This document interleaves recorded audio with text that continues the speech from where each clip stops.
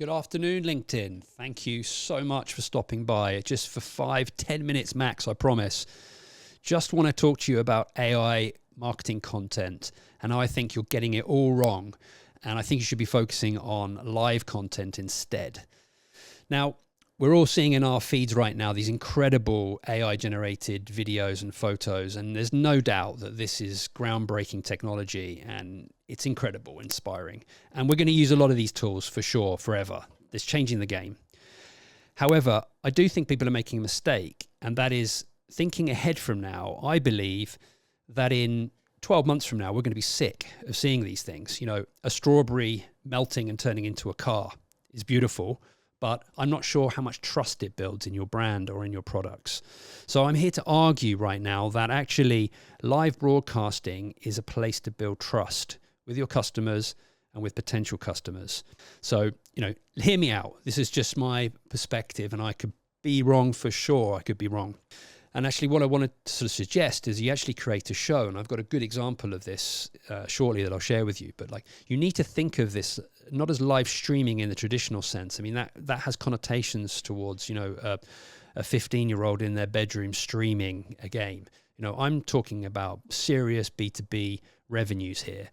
And in fact, I looked up some facts, and the revenue is incredible. So in 2023, 70 billion was spent on live streaming. And they're predicting by 2030, it's going to be $250 billion. We're losing trust in content. And as AI takes over content, which it already is, we're going to go back to scratching our heads and saying, well, how do we build connections again with people? And the way they're going to do that is going to be more events. So people are physically going to go to events and want to share their products and talk to people face to face. And people are also going to want to do live streaming, because that's very expensive to go to events physically, and you've got to fly on planes and bring your team there. It's expensive. But it's not expensive to do a high quality live stream broadcast like the one I'm doing right now. I've already mentioned the trust element to it. I don't think AI generated content is going to build trust. Therefore, how useful is that to marketeers and businesses? It's a big question mark. Now, let me show an example of what I consider to be a high-quality live stream that we did for a customer not so long ago. Andreas, if you could share the screen for me up there. So, yeah, you'll see here, basically this graphic. It was a live show project for Logitech. And, you know, we produced these incredibly dynamic graphics to give, you know, a real sense to the audience that this is a professionally made production that they should spend their time watching. Now, these two gentlemen are on the Logitech team. In fact, everybody in this show is part of the business. They're domain experts. So that's a great thing, is to use your domain experts, the people who live and breathe your products and services every day. They're the ones you want doing these live streams, because it builds trust. So you can see here dynamic features like the QR code that people in the audience, people watching, were able to scan and get discounts and offers, access to unique information. Then we had a segment from in a podcast type setup. We actually had a pre-recorded music performance to boost the feeling and the vibe, to break it up a bit, so it's not so serious business content all the time. That was extremely effective.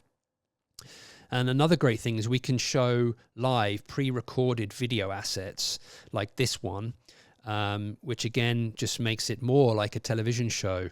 And we can invite people onto the call who can remotely call into the show. Here we had a live shopping segment where you could scan the QR code and get special offers on these products. So the options are endless, really. I mean, broadcasting live is free. You know, you can go live now on LinkedIn, and if your company has 5,000-10,000 followers on your LinkedIn page, which if you've been around for 10 years, you will have, you can broadcast live to them right now at no cost. And the algorithms on LinkedIn and YouTube and the other platforms will boost live content. And the reason they do this is that they believe the future is in live broadcasting on their own platforms. That's where the eyeballs are. That's where the revenues are. So that's a clue, an indicator on actually where you should also be focusing your attention. I get people all the time say, yeah, Daniel, this is great. You know, make a show. It sounds great, but I'm not funny. And, you know, what on earth would we have in the show?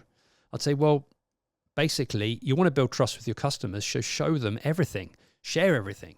So you could have product launches, the latest feature that's been added to your software. You could bring in the back end engineers, you could bring in the front end engineers, you could bring in the project manager, and you could sit down for 15 minutes and talk to your audience about why these features were built and added to the software. If you have a physical product like a car or something, you can actually live stream from inside that car and show people how it's looking if it's just been launched. Give people these micro broadcasts into your products. Another great one is events and expos. Companies spend thousands of euros on these huge events, or hundreds of thousands of euros on these huge events, and they're essentially a broadcasting dream because you have all your domain experts on site. The C-suite are there, and you also have all the products there, the latest products, and it's beautiful. It's in a very expensive physical environment that you've invested in. Why not live stream and broadcast from that and enable people who can't actually come to the physical event to actually see it and benefit from it? A good one for HR, you could have open positions. You can share open positions in a live format like this. You're trying to hire people for these roles, so you can actually sit down with the hiring manager. You could sit down with a couple of colleagues that the person, if they take the job, will be working with day to day, and you can just talk about the culture, the business, let people feel and trust you in this format, and I guarantee you'll get results.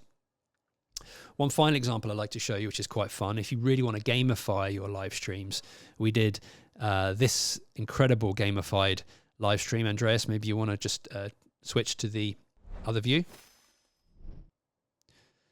So this was a lot of fun. We actually created, with Logitech, supported them. It was their idea, but we supported the creation of a live streamed event with their best B2B customers, and we competed in this environment. We live streamed it to the world, and it was extremely successful. We had sponsors and everybody involved, and it was extremely dynamic, and it got incredible viewership and comments and feedback, and it was a huge success. And actually, we've been taking it on a tour around the Nordic.